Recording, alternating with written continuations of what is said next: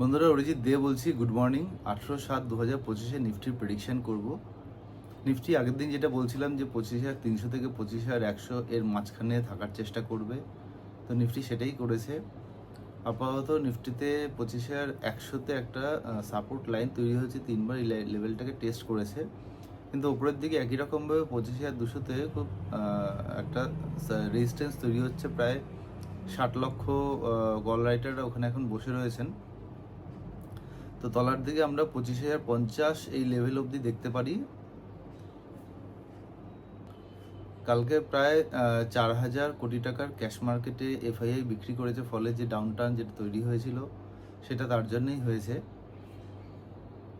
RSI বন্ধুরা 47, সুতরাং আরও কিছু সময় নিফটি এই জায়গাতে সময় ওয়েস্ট করতে পারে, কিছু সময় নিতে পারে, এখানে সাপোর্ট তৈরি করতে পারে, নিয়ে পরবর্তী ক্ষেত্রে নিফটির পরবর্তী পজিশন আমরা দেখতে পাবো।